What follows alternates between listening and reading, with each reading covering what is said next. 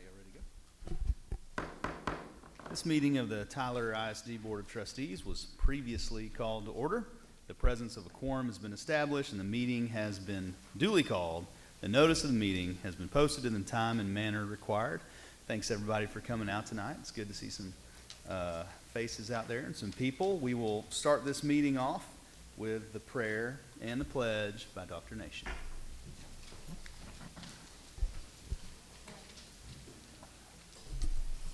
Our God and Father, we come to you tonight first to praise you and to acknowledge your power and grace.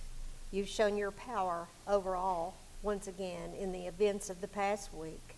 The weather, which we may not understand, is within your control, and your protection has brought us through the storm. Thank you for the evidence of the good people in their ability and willingness to help one another when in need. We thank you for the community spirit that we have witnessed in this event. For those who may still experience hardships, we ask that you give them the strength to endure and provide the sources to help them to overcome. The children of this district have endured so many obstacles this year, and we are so thankful for the strength and grace we have witnessed in all stakeholders in Tyler ISD. Teachers and staff have worked hard to maintain some degree of normalcy in trying situations. Transportation and maintenance have gone above and beyond in their efforts to assure buses and facilities are up to par. Administration has remained vigilant in all areas. Our superintendent has tirelessly worked to oversee the welfare of every aspect of the district and its people. Parents have been flexible above measure. Above all, our students have just rolled with the flow and done all they've been asked to do. Lord, we see your hand in all and thank you for your protection. Tonight we ask your guidance in the decisions we make for the overall welfare of the district. I pray these things in the name of my Lord and Savior, Jesus Christ. Amen. Amen. I pledge allegiance to the flag of the United States of America and to the republic for which it stands, one nation under God, indivisible, with liberty and justice for all. Honor the Texas flag. I pledge allegiance to thee, Texas, one state under God, one and indivisible. Okay, thank you, Dr. Nation. We do have some action coming out of executive session. And Dr. Crawford, would you like to unpack that a little bit, take the lead there? I would. Thank you, Board President Washman, trustees. It's an honor tonight to bring forth to y'all our recommendation for principal of Early College High School. But before we announce that, we surely want to make sure that we acknowledge the outstanding job that Dale Sena Frazier has done in starting Early College High School here in Tyler ISD. An A-rated school as a high school here in Tyler ISD serves approximately 390 students every year. Upwards of 99% of students by their senior year graduate with an associate's degree from TJC at the same time that they receive a high school diploma. By the summer, it's usually 100%. And so we are extremely blessed and honored that Dale Sena Frazier has been able to do what she's done, and we appreciate all of her hard work before we announce that principal, the new principal. So Ms. Frazier, thank you so much for what you've done for Early College High School.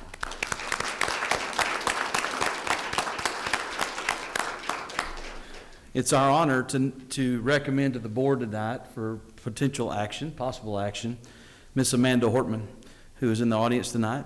And we are certainly proud of her. She serves as Dean of Instruction right now at Three Lakes Middle School.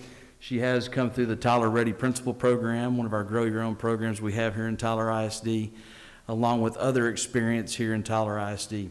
We're extremely proud of her and certainly hope that the board will consider her as the next principal there at Early College High School. We do have Early College High School staff here tonight to introduce themselves to her as well and support. So I'll give that over to y'all. There's a little bit about her and the transition we're going to, and turn it over back to you. Thank you, Dr. Crawford. I think we'll go ahead and entertain a motion and handle that part of the business, and then, Ms. Hortman, if you want to come say a few words to the board, you can after that. So I'll go ahead and entertain a motion on that item.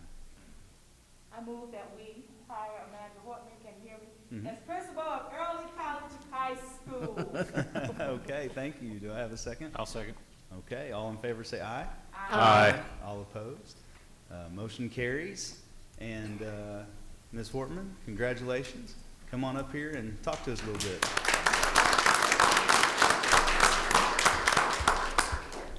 Dr. Crawford, President Washman, Board, thank you so much for this honor that you've given me today. There's really not words to express how excited I am, how humbled I am at this opportunity. I only hope to be able to follow in the footsteps of my predecessor, who has done such an excellent job at Early College High School. Thank you for putting your faith in me. I hope to do a great job for you. Thank you. Okay, thank you. Thank you.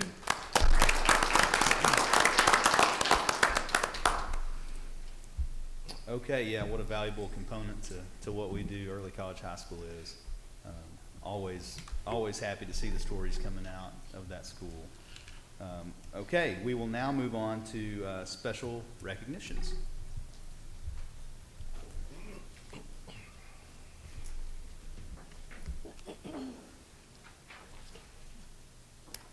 Good evening, board members and Dr. Crawford.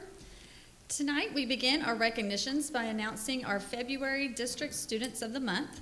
The elementary student of the month is Abraham Leon, a 5th grade student at Douglas Elementary School. The secondary student of the month is Christopher Whitmore, senior at Tyler at Legacy High School. At this time, please join me in watching a brief video about these two outstanding students.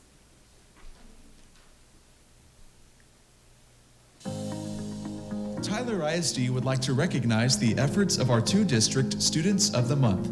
These students are selected by the display of their unique, outstanding qualities. We believe these qualities lead to successful student outcomes both in and outside of the classroom. First, we would like to recognize Abraham Leon, a 5th grade student at Douglas Elementary, as our Elementary Student of the Month. Abraham's teachers are very proud of his leadership. He demonstrates exceptional interpersonal skills with his peers because he believes together is better. I help them comprehend something that they don't know. If you help someone and later on, they will probably help you too since you helped them. Abraham has truly embraced the character qualities outlined by the Leader in Me program. The attributes of this program, along with his love of math, have helped him earn a 100 on the fall math benchmark. I have many goals to try to achieve and begin with the end in mind. It starts off kind of with small goals and then reaches with bigger goals. Abraham led his robotics team to the top 16 in our region. As a leader, he collaborated with his teammates to create the best code for victory in this international competition. You've been selected as the Student of the Month for February among 9,000 students. We're so proud of what you do here at Douglas Elementary. I understand you're a coder. You're the most polite young man I've met while I've been at Tyler ISD. You have an outstanding principal here in Miss Roach. And we're so proud of everything you've done. Congratulations, Abraham, on being Student of the Month at Tyler ISD, February of 2021. Our secondary student of the month is Christopher Whitmore, a senior at Tyler Legacy High School. Christopher is involved in numerous organizations. He carries leadership roles in the Science National Honor Society and the Tyler Legacy Band. He attributes his level of involvement to a piece of advice given to him back in middle school. It's always started back at Moore in Mr. Lane's philosophy of be involved. And that was the whole motto he gave, be involved in band, organization. And so being involved was heavily influential. What I came here to do is to make an impact on something, pushing myself, setting goals and high standards, and saying, hey, I want that position. I want to see what I can do to earn that position. Christopher took on an engineering internship last summer with Hood Packaging in Tyler. He designed a drainage system that was ultimately funded and implemented by the company. This job opportunity has given Christopher a passion for what lies ahead. What I want to do is project management with Mahan Construction. Is just, or like any large company, is just building large venues, large stadiums, even the school or commercial building. That's kind of where I want to go. Christopher exemplifies character, honor, courage, and integrity. He is creating the type of legacy that students will look up to and emulate for years. And so I wanted to see or set standards for those who might not see someone like them, and I wanted to be in that role model so they can see, hey, this is possible. I can do this. It's somebody that looks like me is in that position. We're extremely proud of you. You're one of the better students we've had here in Tyler ISD during my tenure as superintendent. You're one of my favorites. I keep an eye on you with all of your leadership attributes, along with your participation as a drum major with the Legacy Band. And we're certainly proud to name you as one of our Students of the Month for this year. Out of 9,000 students in Tyler ISD, as far as secondary students go, you're this month's Secondary Student of the Month. Congratulations. Thank you so much. I'm very proud of you, Christopher. Thank you. At Tyler ISD, we are committed to graduating all students with the knowledge, skills, and habits necessary for success in college, careers, and life. Congratulations to these students for their hard work, dedication, and character. Well done, students, and keep up the good work.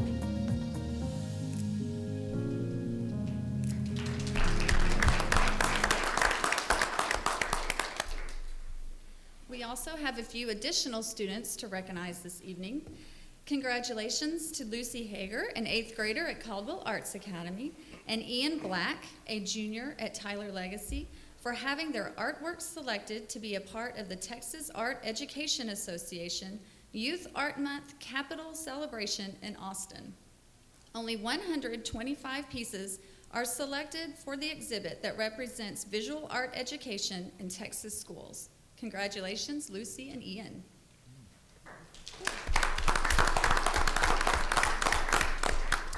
We also recognize Noah Nunez, also a junior at Tyler Legacy, for being named a Texas All-State Musician by the Texas Music Education Association.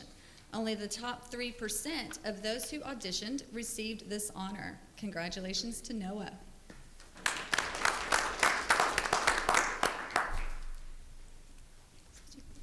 Now we would like to celebrate our District Teacher of the Month, Astrid Guerrero, a 7th grade science teacher at Three Lakes Middle School. Always improving her teaching techniques, Mrs. Guerrero keeps her classroom engaged and excited, and is willing to assist her team with her outstanding technology skills or in any other way they may need. This year, she has taken on additional roles, such as student council sponsor, and is leading her students in accomplishing successful student outcomes. Congratulations, Mrs. Guerrero.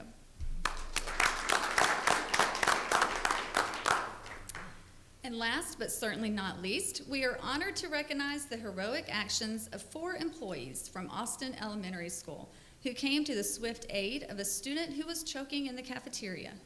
As you may have seen on our social media channels, custodian Maria Gomez, instructional aide Dominique Ruiz, Coach John Williams, and nurse Stacy Ortega quickly provided care that ultimately cleared the student's airway. Thank you very much. And this concludes our recognitions for this evening. Thank you. Okay, thank you. Pretty impressive students and staff. Hager, name sounds. I know. Okay, coming up on public participation, and nobody wants to participate publicly in this meeting. I'm sure there's plenty of private participation going on. Okay, well, we'll move on then to the approval of minutes. We have approval of minutes from the board workshop on January 14th and January 21st. Do I have a motion to approve the minutes? So moved. Okay, thank you. Second. Second, all in favor say aye. Aye. All opposed say nay. Motion carries, the ayes have it. Okay, moving on to our continuous improvement and student outcomes portion. We're gonna visit goal 3 and go over our advanced placement, dual credit, and CTE certification. Executive Director Gary Brown for College and Career, or Executive Director for College and Career Gary Brown will be providing tonight's update as scheduled for the board monitoring calendar for AP, dual credit, and CTE. Mr. Brown? Thank you, Dr. Crawford. President Washman and trustees, I appreciate the opportunity to share kind of mid-year where we are in relationship to college, career, and military readiness as it relates to successful student outcome goal 3. We just to kind of give a refresher, this past summer you adopted new student outcome goals, and so the benchmark at 63.4% of our graduates being CCMR ready, and once again that's college, career, and military ready, that we would see that increase to at least 71.7% by June of 2026. And so Dr. Curitan had an opportunity to share some information previously about where we came out this past fall. But just looking a little deeper into those indicators, and you've seen these before, specifically the ones that I'm going to hit on tonight and target are the AP exams, the students scoring a 3 or higher, the college credit that is earned, math or language arts, and then 9 hours combined in any areas, as well as the CTE portion where the students are earning a certification specifically. So when you look at that first goal, the benchmark being at 63.4% based on the 2019 Texas Academic Performance Report, well, we received the most recent report this past fall. And so that would with the lag data, that would go back to the class of 2019. Always have to remember that lag data for our graduates. And so we actually saw that number climb already to 74.8% based on some work that had been done previously. And so we're well on target and actually ahead of target as far as that's concerned. Now, I will tell you that when you look at the 2020 report, once again, lag data, class of 2019, the group of graduates that we just had about 8 to 9 months ago walked across the stage. That's the group that was impacted to some degree by what happened with March, April, and May. We feel very good about where we are with that group and when they graduate and where those percentages are, but I just wanted to mention that. You're going to see that reflected in a little bit of this mid-year data right here that I'm going to share. So 9th through 12th grade, this is all of our high school students combined, every high school student in the district, in terms of their advanced course dual credit enrollment. So this would be pre-AP courses, AP courses, and dual credit courses, students in all grades. So you can see the past 3 years, and once again, this isn't just graduates, this is all of our students in high school. You can see where Tyler ISD has fared in comparison to Region 7 and then to the state in terms of our students participating in these advanced courses. All 3 areas, the state, the region, and in Tyler ISD, you've seen those increases. We've been able to outpace the region and the state in those areas, and you can see where we've climbed to 57.9% of our students, well over half. And we still want to see that number continue to climb as well. So this year, and I want to caution you to know that this is not a final number that will come out in the fall of 2021 with that next Texas Academic Performance Report. But we currently, when you look at all of our 9th through 12th graders, we have basically 2 out of every 3 enrolled in an advanced academics class. Now they've got to get all the way across the finish line by completing those dual credit courses and those AP courses and staying in there. But that's where we stand at the moment in terms of enrollment. So AP exam trends, there's a lot of different information that can be shared related to AP exams. So I thought I would just kind of look at the number of students that are taking exams and have taken exams. If you go back about 2 years ago to May of 2019, we had 576 students, averaging almost 2 exams per student, and then we had 294 students score 3 or higher, a little over 50%, which exceeded at the time the state average for scores of 3 or higher. Then the last May, we saw a dip in the number of students taking AP exams and the actual number of AP exams taken. We had about 1,100 students signed up to, exams registered for and ready to be taken, but once again, March, April, and May, we were actually very happy to see 870 exams taken. They were all done online in the virtual environment while we were in that setting. So if you look at this year's numbers, we currently, and those are ordered ahead of time, so we've actually placed orders for 562 students to take 1,079 AP exams this coming May, which if you use a similar projection in terms of percentage passing, which is a little over 50%, I use 53% to come up with this number to give you an estimate, we would see approaching 300 AP exam students scoring 3 or higher on an AP exam. just to kind of give you an idea of where we are. That 1,079, once again, it's subject to students, the potential of changing their mind, but that's where we stand now, and we feel good about that number. Dual credit enrollment, I want to make sure I note that this is just looking at juniors and seniors. This is primarily when students take their classes. There are some exceptions at early college, high school, and some technical credit courses, but the majority of dual credit courses are taken at the 11th and 12th grade level. So if you go back a couple of years, and this is what I mentioned earlier, that you're going to see a little bit of a dip here. 11th and 12th grade enrollment, 1,001 students 2 years ago enrolled in dual credit, some taking one course, some taking two, some taking three, some taking four. So that's where those 10,000 college credit hours earned that I've shared before came from. Percentage enrolled a little less than 50%, we're at 47.7. Last year, that number climbed just a little bit of the number of students taking dual credit courses. And then when you look at this year, the current year, you see a slight dip right here to 990, which of course the percentage taking them then also dips because it's the denominator is all of the juniors and seniors. So the challenge here, and honestly that number I'm pretty proud of our counselors and our teachers and our administrators on the campuses. Primarily when we register dual credit students is in the spring. March, April, and May, they take the TSI, they enroll and register at Tyler Junior College, and they continue that through the summer. So there was a concerted effort for particularly sophomores last year that are this year's juniors to get them across that hurdle and to get them enrolled in the classes. And so we did have some that just we never made the connection with in the virtual environment. The good news is that this number dipped primarily because of the current juniors. So we've got them now, and they're here with us, and we're working on them. So we're going to see these students as seniors get into dual credit.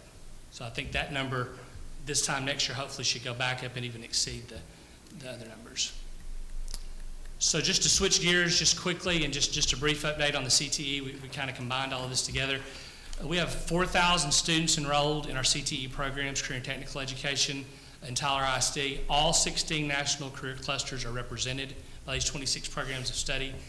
I just want to put a plug in. It is CTE month, February, so we've been doing our best to promote that. And Chris Whitmore is one of our favorites. That little internship he did at Hood Packaging was phenomenal. We appreciate all that he's done. These are our current top CTE certifications that students have been working on thus far this year and where we project out toward the end of the year.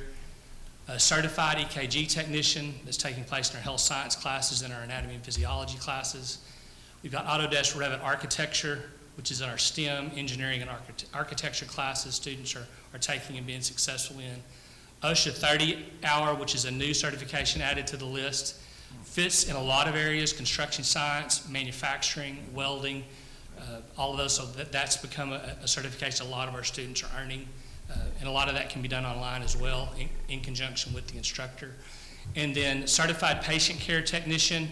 We have a really good partnership that we formed this year with Christus Trinity Mother Francis for this specific certification. This is in high demand, high wage, and they want all the students that we can get them that come out with this certification right now. So we're excited about where that's headed. And then finally, in the legal studies, court systems, and criminal justice, non-commissioned security officer certifications that lead students on a pathway potentially that want to be police officers or somewhere in that field. Where we stand, I put this in there, this is from a couple of weeks ago, we've actually exceeded that number now, but as of the beginning of this month, we were at 98 certifications earned, primarily from the 5 that you see listed. Our goal internally that we've set is 394. So we're about a fourth of the way there, knowing that March, April, and May, once again, are the times when we really cumulatively try to get these certifications in place. And that's the information I have, Sharon. I'll be glad to answer any questions. Okay, thank you. Does anybody on the board have any questions for Mr. Brown? Or comments? Just another great report. If you ever come here and give us bad news, we're not going to know how to respond. Well, the students and teachers are doing great. Great stuff. Thank you. Thank you. Very impressive as always. Really proud of our students over there at the Career and Technology Center and our advanced placement and dual credit. Okay, moving on to goal number 1 and 2, our Renaissance middle of the year update. as Dr. Christy Hansen and Dr. James Cureton come to the presentation table. This is our mid-year report on Renaissance. To refresh the board's memory, Renaissance is our resource, our tool that we use to see where students are at the beginning of the year, where they are at the middle of the year, and at the end of the year as well. We use that as one of our assessments to see how they're doing, along with short cycle assessments and benchmarks as we gear up for standardized testing in the spring. Tyler ISD will be taking those state of Texas assessments, the end of course exams as well. And this is just one of the measures that we use to see if kids are growing, and put that all into that gumbo to see where we're going to wind up being at the end of the year. Dr. Hansen. Thank you. Thank you, Board and Dr. Crawford.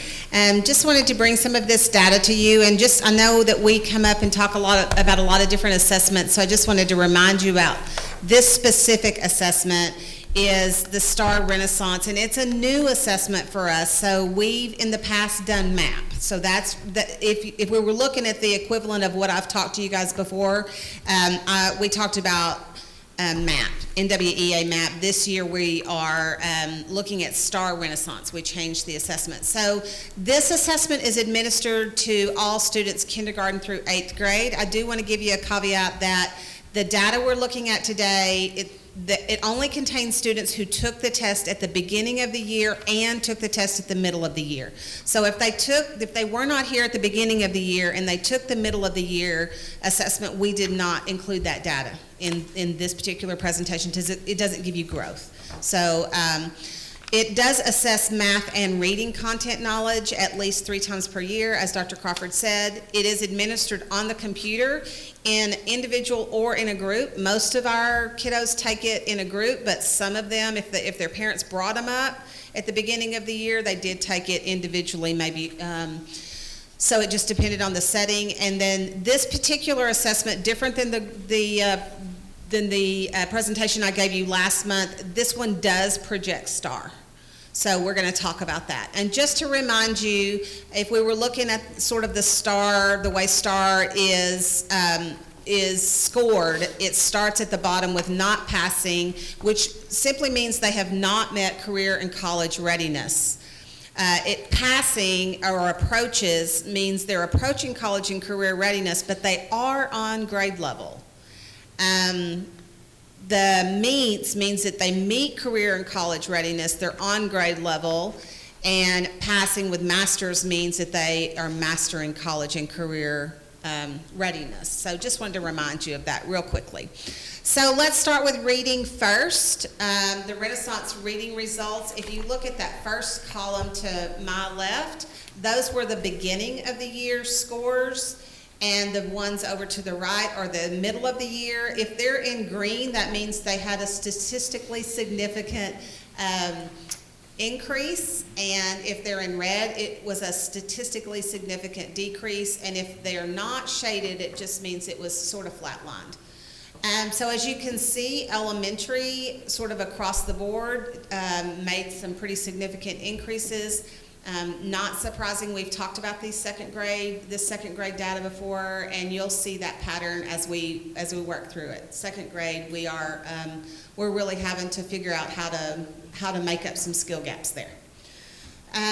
Middle school, actually, we were flatlined on that, but we felt pretty good about those scores because we were a little nervous about how all that was going to turn out, considering everything that has happened and quarantines and teacher quarantines and the inconsistencies, and so we're hard to admit, but we are celebrating those. So this particular sheet gives you, gives you the data as compared to the targets that you adopted. So those goals that you adopted, this helps you know what we're shooting for at the end of the year, and where the kids performed at the middle of the year as compared to those targeted numbers. So I just wanted to give you a look at that, and we did break that down by various groups so that you could see. So Kindergarten, as you can kind of look and see, we're not too far apart. I kind of pointed out the ones that where we're double digits apart, where there's just going to be a lot of ground to make up. So our kindergarten African American students, looks like we have some ground to make up. However, I do want to tell you that with little guys, they make up a lot of ground in the spring. So they're sort of slow going in the fall, and then all of a sudden they just bloom, and they make up a lot of ground. So we're not too worried, but it is something that we're watching very closely. Same thing with our white students in kindergarten. We've got a lot of ground to make up there, and you'll see that 2 or more races is consistently a low area for us all the way through the data today. So we're looking at that as well. But our economically disadvantaged, we're right on target. We feel really good about that as well. So again, as I pointed out earlier, second grade, that continues to be something we're looking at. We know that they missed a lot of really important skills in first grade. That first grade year, I've talked to you all about that before, how important the spring of first grade is for your overall education. And so, we're seeing that with second grade, and we're doing a lot of things to help those second graders get caught up. Now we've moved into the math. So, I'm sorry, this was the reading. No, this was math, sorry. Math results. That says reading, but I think it's math, right? There you go. Yeah. It's math. Okay, there's math. So there's the math results. So again, we can see elementary making some big strides there. And again, middle school, they're really hanging in well. I think they're doing a great job. And so again, that was from the beginning of the year, as you can see where they were, and then the growth to the middle of the year. So next slide. And then these are the projections based on middle of the year, as well as targets. It also, one of the other things this data tells you is it does help you know what they're projected to do on STAR this spring. So if it were to be taken right then. So we can kind of identify kids and begin to intervene pretty early for the older kids. Now, I'm only giving you K through 2, but this helps you kind of know also, when we look at the 3rd through 8th, we look at that data to say, okay, these are the kids we need to start working with to help them to get where they need to be. So just some things to point out with the math numbers. Again, kindergarten, really looking at the white students, they are behind target pretty significantly in kindergarten. And also looking at our second grade again across the board, and just trying to make sure we watch them, because they are below their targets, where we would hope that they would be in all of the areas just about. I will point out, just to focus on the positive, that our special ed and EL students in both math and reading, the feds have really given us a hard time about those special ed progress. I mean, that has been something that we've been working with. So really trying to get the special ed students to be successful has been something that all the teachers have been working on. And so I was really proud of the progress that the special ed students are making, as well as our ELs. We've been really making a lot of progress with our ELs. So that really concludes the data for the most part. That's a high-level summary. Be glad to answer any questions I can, specifics. Okay, thank you for the presentation. Does anybody on the board have any comments or questions? Dr. Hanson? When you talk about group testing versus individual testing, what exactly do you mean, like group testing? What does that look like? So it really depends on the level, on the capability of devices, Mr. Redfeld. And so sometimes the kids will go into a computer lab and they'll take the test with the teacher there, and the teacher's monitoring to help answer questions. And some of the devices come into the classroom and they have them on their desk and they're taking them. And sometimes they may take them in a small group because they have 5 or 6 computers, and they take them, 6 or 7 kids take them in a day, and 6 or 7 kids take them in another day. They have about a 2 or 3 week window to get all these assessments done. So it just really depends on device availability. Thanks. We If- should have that rectified once everything's deployed, right? Yes, so the goal is to get Tyler Legacy's out this week, and then middle school and elementary the week before spring break. What are some of the strategies or responses to second grade performance in particular that you're considering? Well, we've gone back and done a lot of work on those foundational skills. Mr. Hager, Reverend Hager, as you can imagine, they missed a lot of those really important foundational skills in phonics and PA. So we've really worked on those quite a bit. We've spiraled in those into the curriculum. We did a skill gap analysis early on with the curriculum and spiraled in the skills that we thought kids would not, that we knew they missed. But we've really worked at helping teachers become very intentional about that. And they've done a lot of data analysis on the campus. I can't say enough about what a great job the principals and teachers have done on really getting into those PLCs and looking at the specific in-class data that we talked about last month, and this data, getting kids into groups, doing some pull-outs, and really helping them get where they need to be. Okay, thank you. Are we able to pull the kids out according to their performance on these Renaissance or not?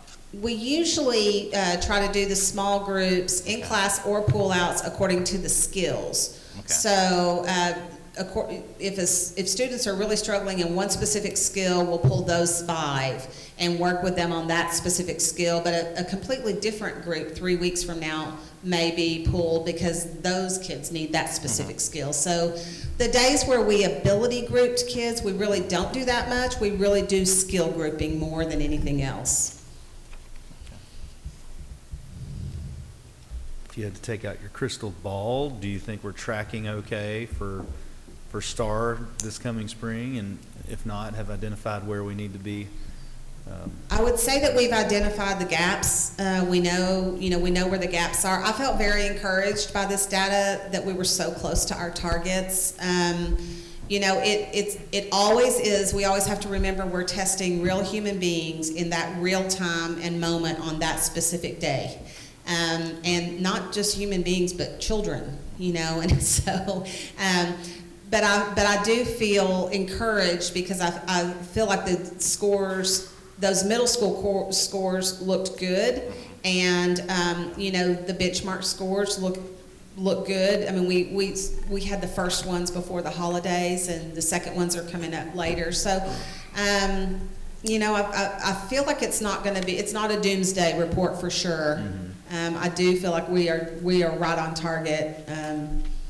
Obviously, I want more time with the kids, and having a week off was hard, but We had a week off? Dr. Crawford, and forgive my ignorance here if there's something, but what are we hearing about STAR and coming down from the state and everything like that? Are we still a go, and yes, as far as we know? The legislature is in session right now. I doubt that they're going to spend much time on trying to waive that. I think they've given Commissioner Morath the thumbs up and the go-ahead to go forward. There's differing opinions between school superintendents. My opinion is the data we can grab now will mean something later on for us. Mm-hmm. Taking a year off is not going to be good. A second year off is not going to be any good for anybody. The at-home learners do not have to come in to take it. That is one thing that TEA did relinquish, I guess, give up a little bit of ground on that. So, but we don't have a lot of those, 100 plus or so at any one time. So in saying that, we fully expect to provide to proctor the STAR and the EOC. And I'll add a little piece of data here. The academic data is in decent shape. Another tool that we use is OHI, Organizational Health. We just got that back in, and I'm not the expert on that. Johnita Ward is our standing expert. Hey, Johnita, okay.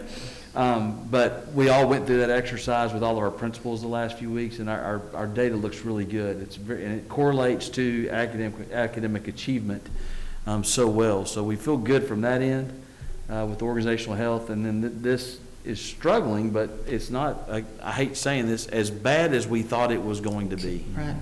And so I guess that's what we probably were trying to convey. Yes. Okay. Well, I feel like kudos to you and your staff, because I feel like we're as prepared, if not more prepared than anybody else as a district in the state of Texas to go and take that test and do well on it. Yeah. 'Cause we've been Teachers. in school since We are August. just not having to fight the things that other school systems across the state and across the nation are having to fight. Right. And you've got to give it up to our teachers, because they have been very focused on teaching and learning. And that really hasn't been our goals when we came back were what? Attendance, get the kids in school, get the staff and back to work, and safety. That's been our focus this year, but the teachers have just taken this and run with it. We're very pleased to say that we feel good about where we're at right now. Well, good. Any other comments or questions for Dr. Crawford or Dr. Hanson? Mr. Curitan? Okay. Dr. Curitan, you said so much tonight. Yeah. Thank you. No problem. You're eye candy tonight. I personally think it's encouraging because I was kind of worried about how it was going to look, but it's encouraging. A lot more green on there, a little bit of pink, and a lot of gray. So I'll take it. simplistically speaking, Take it. Yeah, I'll take the flat line this time. And I think bringing the kids back, the board and Dr. Crawford being courageous enough to bring the kids back in the fall, I think that makes all the difference. We needed the kids, and, we just do better when we have them. So, Absolutely. And here's the other thing. Here's a little, maybe this is something the state legislature can listen to, but it's a public board meeting. It's being televised tonight on Channel 19. We need your kids back in school. They're asking, what are we doing to get your kids back in school? Yeah, we're doing a lot of things with constituent services. Our campuses are doing great, but here we are conveying we need your kids back in school. The safety data says that it's a safe place for them to be. And look at the growth in our elementary age students that's occurring because they're with us. And so I know that's where a lot of our enrollment dip has occurred this year. Of the 600 kids or so that are out, 375 of those are in pre-K and K. We need those students back in school as quick as possible so that we can keep the momentum going and do right by the kid. That's what it's all about. So, Absolutely. In regards to that, I'd like to say that I've been very concerned about it the whole time, and I've talked to Dr. Crawford about it. And I think from my observation that the district is probably safer than the community from all aspects in regards to this epidemic. And I think that most of the occurrences that we've had have been in instances where they're not in the classroom or on the campuses that result in individuals having it or contacting the COVID. And I think that the district's doing an excellent job on keeping it to a minimum. thank you for saying that. 8 hours a day, 5 days a week, so 40 hours a week. Where can you go to have as tight of protocols as we've got? And they're not super tight, but they're pretty tight compared to walking into a grocery store or a restaurant or whatever. So you're right. I mean, there's no doubt that we need to really champion that as we go through the spring in preparation for next year, because it's not gone yet. We'll still have to be dealing with this probably in August, but not to the extremes we've had to. But that is a very good point, Mr. Newsom. Well, y'all have done an incredible job. Not a day goes by where I don't have a thought where I'm thankful to live where I do and work with the people we work with. So, well done. Okay, we will move on to our business, legal, finance consent agenda. And unless somebody wants to pull one of these items, I'll go ahead and entertain a motion for items A through C. I move that we approve items A through C. Second. Okay, all in favor say aye. Aye. All opposed? Motion carries, the ayes have it. Okay, moving on to our curriculum instruction consent agenda. We didn't really talk about pulling any of these items, so unless... E and F. E and F, okay. We're going to go ahead and pull items E and F. So I'll go ahead and entertain a motion on A, B, C, D, and G. So moved. Okay, do I have a second? All in favor say aye. Aye. All opposed? Ayes have it. Motion carries on items A, B, C, D, and G. Okay, moving on to item E. This is our senior seminar course Path for College and Career Prep that I'm excited to hear more about. Sure. Dr. Jennifer Jones is going to come to the presentation table, but we'll kind of attack this from both angles here. Our senior seminar course, which we're effectively naming this, is a need that has kind of been floating around there within the community for a while.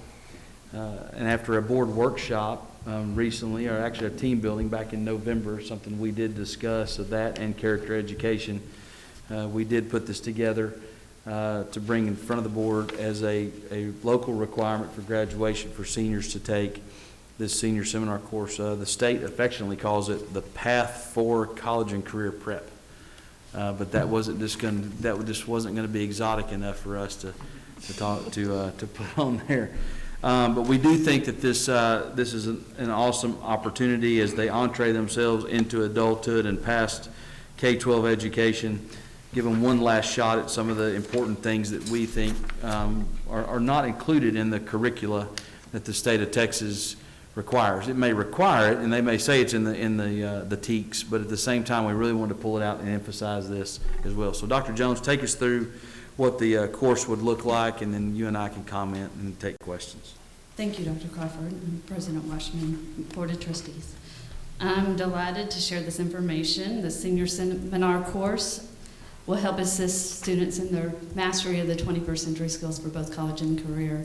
And I'm excited that we're really looking at this area because it'll help our candidates build the capacity to be competitive for employability for the future. There's many areas that we need to help our students with, and that includes employers seeking students or graduates and job candidates that have soft skills and those human skills, and building those is the goal that we intend to achieve. Within that, the course is designed, it's going to be a 36-week program, so it's a year-long program with 9 weeks of the financial literacy, which I think is very important for our students to be able to build those skills. The students will receive 1 credit, which is a state credit, and it's an approved innovative course, which requires the board approval. It will be required, but there will be some exceptions that take precedence, which it would be our graduation pathways, courses that they must have in order to graduate, which could be end-of-course requirements, advanced placement, career and tech pathways that they're seeking, as well as extracurricular activities like, as we mentioned before, with fine arts, band, athletics, those areas that do have that student interest that will be a large portion of their credits each year. So I'll move on to what the course will entail. As I mentioned before, employers are looking for students as candidates as they graduate after college and career pathways and technical schools. They're looking for those soft skills. So the areas, as you can see, are interpersonal skills, communication, problem solving, critical thinking, having that effective written and oral communication, project management, that time management, moral and ethical decision making. It's really important. Citizenship, being a great citizen, understanding our civic responsibility, conflict resolution, research skills, business etiquette, and then also helping students understand the importance of resume building and those interview skills that are key in achieving and getting that position. So these are many of the areas that we will be considering within the course that will teach those skills to our students. Now the next slide discusses the curriculum that we are considering. We've been looking at the Dave Ramsey Financial Literacy Curriculum. Dr. Stephen Covey's, many of you know the 7 Habits of Highly Effective People, but that's also embedded in our Leader in Me curriculum. There is some great curriculum with the AmeriCorps Citizenship Curriculum that we're considering. We also are looking at an external partner called Scholarshop, who will also be sharing different lessons that will help students understand the importance of selecting a college, the cost of the college that they are selecting, but also some mentorship that goes along with that. We're already have a dashboard software system called SCORE. It's I think it's an Irish name, but it's a virtual college and career platform where seniors can apply to colleges from that platform, but they can take virtual visits to colleges all over the United States. They're able to examine careers, so it's great software. It's at no cost to us because we are a Title I district, which I love. And then we're also looking at the active learning curriculum, which has a lot of resources that will help within that course to build those student skills. And that's the information that I have to share. Are there any questions? Will all our seniors be going through these courses? Now, it will be required for all seniors. However, there will be some exceptions. So if there's a student who is making up credits because they may be behind, Okay. that would take precedence in achieving that. But there's also some other areas. We have students in advanced placement courses. Okay. It may take up those time within their schedule during their 4-year graduation plan. Okay. So the emphasis is yes. Majority of our students will, but there will be some exceptions that go along with their graduation path. We're projecting that we think at least 80% of our graduating seniors every year will be exposed to this course. Great. But again, that's a projection. That's just kind of some early feedback we've gotten from the high schools. I'm curious about how you find instructors for this course. Is it any different than you find them for any other course? It'll be an innovative course, so we're able to select individuals. You want somebody who is highly excited about the different curriculum to be able to push the students that way. So we will be looking at individuals who are enthusiastic about the curriculum, but since it's a varied curriculum, you just have to have that right person to be able to move in different directions of the different topics within the curriculum. Similar to our AVID. Our AVID courses have AVID teachers who teach us select curriculum, but it's branched out in many different areas, from college and career readiness, but they also work on academic skills and leadership skills. So it's similar to AVID, but this takes it at a different level with the financial literacy, the civic. I don't think a specific certification is tied to this. Certainly social studies would be somewhere you'd probably find that individual, because there is a lot of citizenship tied into it as well. But I do think with the DOI, there might be a diamond in the rough that wants to get into education that could do this. We're looking for, I think, 2 teachers for both high schools to teach these courses due to the amount of students that we're looking at. So it's a specific certification is probably not going to be seen there. It'd be great if they're certified as a teacher in Texas, but at the same time, it's a good opportunity to find some folks that might want to jump into education and really attack this course and provide some opportunity there for our kids. We've kind of thrown this bait out there to the community, different community groups, and they seem pretty excited about it. Again, I'm tired of hearing about our kids not shaking hands firmly and looking people in the eye, which is going to be a skill that they need. It's a very basic anecdotal example of this, but at the same time, I think that's one of the basic things we can do, is start giving our kids the skills for past high school as well.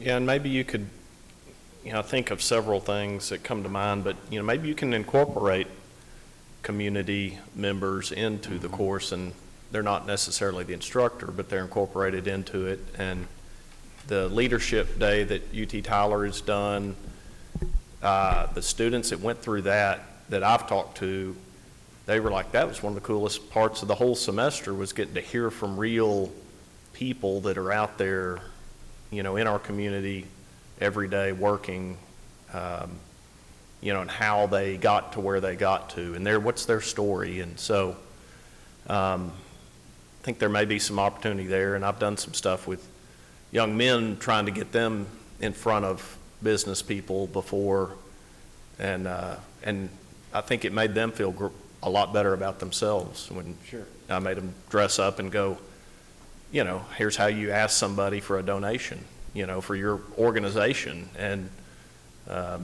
you know, I know after we finished that, they loved it. They loved feeling, they felt good about themselves. And so just a couple of things that come to mind. There's so many ways to be interactive with a course like this. Yes, sir. Yeah. I'm glad that you brought that up because we have had some community members already reach out from like Edward Jones, and I may just have to write your name down. Yeah, I've got it. I can help you there. Yeah, I'd like to come in and regards that because an organization I'm in, Tyler Organization of Men, we've done it at Tyler High for the past several years, going in, taking one day, having professionals to come in and make presentations, HR individuals from in the community coming in and talking about some of those employment skills, interview skills, et cetera. And it's been very beneficial. That's the reason I asked if all students are going to get it. We would do it to all the seniors, graduating seniors, but I think I know we missed some due to the scheduling, and I think it's something that they definitely need and can benefit them in the future. So that's great. I'm proud to hear that. So cool. Thank you. Dr. Crawford, you mentioned DOI or non-certified teachers teaching this.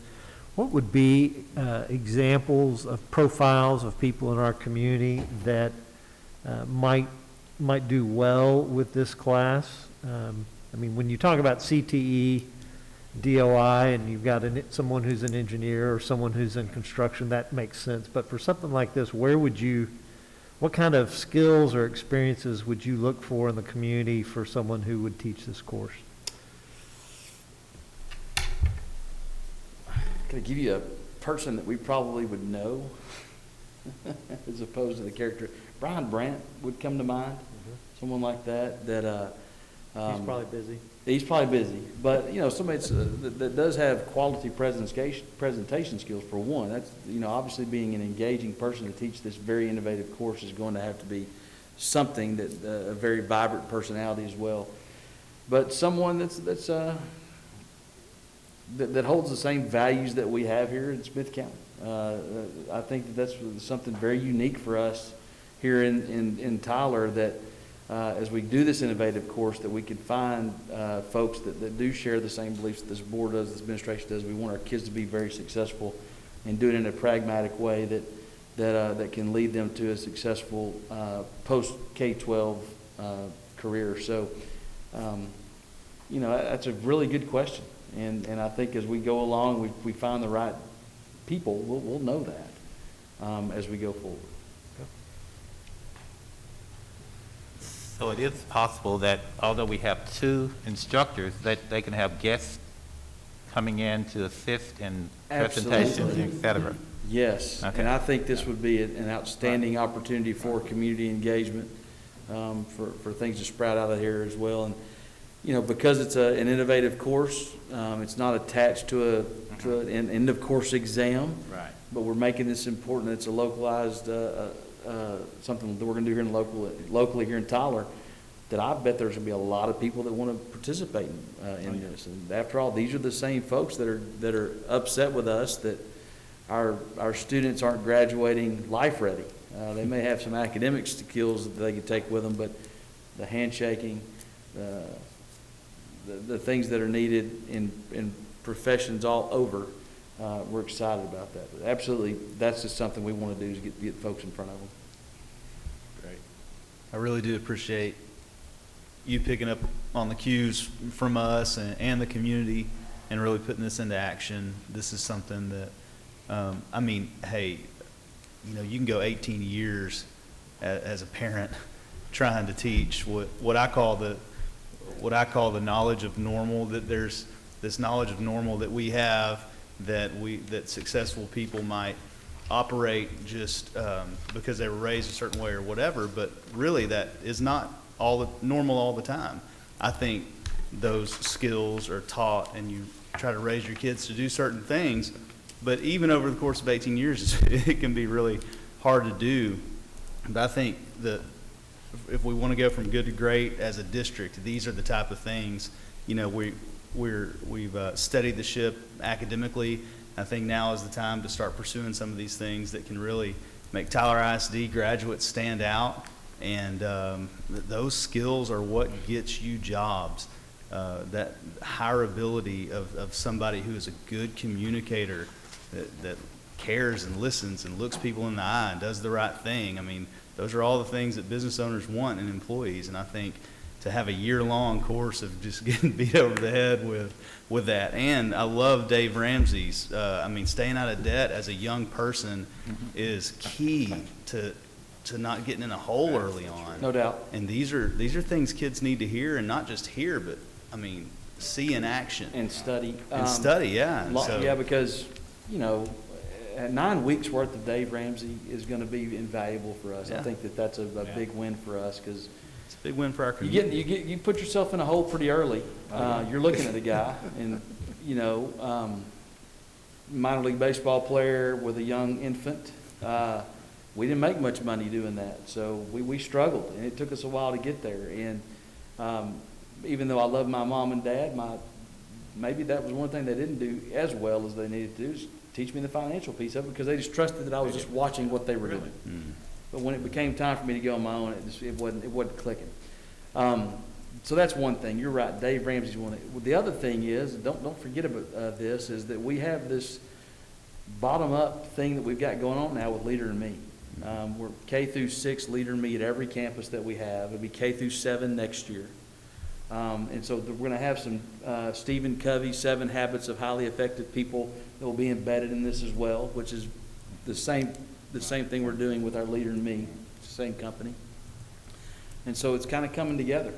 In fact, I had one high school principal that asked me about that, and sees the need on his campus for that connectivity and to give our students a little bit more. And so I think this is going to be a really neat little comprehensive thing that we've got embedded in here with our character development for all of our students, because we know we need it. We're not getting along right now in our country, and we need to make sure that we're doing what we can here outside of just the X's and O's of academic achievement. We need to provide our kids with the character strength as well. So in saying that, that's something I think is really going to be invaluable, is that Leader in Me initiative that's going to wind up being K-12 here before it's all over. Great. Well, I appreciate you addressing this, and I'm looking forward to seeing it in action, and I'm sure many community members will be happy to go tell their story. And we'll get this included as part of our board reporting whenever y'all look at that again coming this summer about what your calendar look like. We'll include updates with this as well. Okay. This is for 21, 22? Yes, sir. Yeah, there it is. Okay. Okay. Well, thank you for that presentation, and I'll go ahead and entertain a motion for item E. Mr. President, I move that we approve item E as submitted by administration. Thank you. Do I have a second? I have a second. All in favor say aye. Aye. All opposed? Motion carries. Ayes have it. And, okay, we also had item F. Page 29 in your packet, you do have the policy that coincides with this for academic achievement, for localized policy EIF for academic achievement and graduation. Okay. This is the policy, board policy that backs the requirement to take this course. Okay, great. I move we approve the administration's recommendation on item F. Thank you, Ms. Burkeville. Do I have a second? I'll second. All in favor say aye. Aye. All opposed? Ayes have it. Motion carries. And, okay, now we're moving on to our discussion, which is a TASB update, 116 local policies, CQB, a lot of acronyms there. Page 32 in your packet, you do have some updates that have been provided to us because of the update 116 from TASB. It's a first reading. Go through there and read that. Make any comments you want to. If you've got any questions about those policy, as usual, in between now and the second reading, please contact myself, and I'll get you in contact with the correct person. It could be me. It could be somebody else in our leadership. Okay. Great. We'll look that over, and if we have any questions, we'll reach out to you. Future business, we have a March 4th workshop. Golly, it's going to March already, and March 22nd, regular meeting. Next week, March 4th, yeah. And we had to punt this meeting Right. because of the weather, so. Yep. Okay, and before we wrap up, I just want anybody listening, I've been so impressed, as you were saying, Dr. Nation, by the community of Tyler, Texas. You saw people really rising up and looking after each other. And I think that's what this is all about. We can be I do feel like we're a shining example for what a good community is. And I'm just proud. I'm proud of my community after this week, and thank the public for their patience with us as the city's dealing with some water issues that impacts us. So looks like we'll delayed start tomorrow, and then we're back to the grind. Delayed start tomorrow.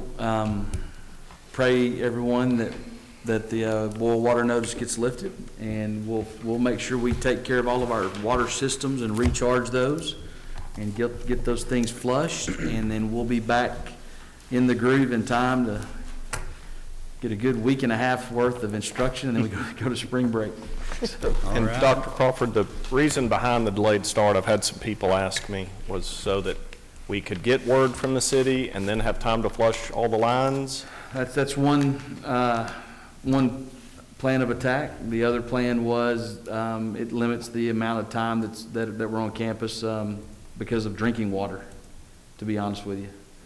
We had some, obviously, we were able to get 20,000 plus bottles of water from the county and the city stash. So if the water wasn't approved, We would be able we to. would be able to go ahead and go to we school had- and have drinking water to get us through. Yes, sir. Yeah. Okay. Never easy calls to make. So, okay, and I guess I'll entertain a motion for adjournment. Okay, do I have a second? All in favor say aye. Aye. All opposed? Motion carries, and this meeting is adjourned.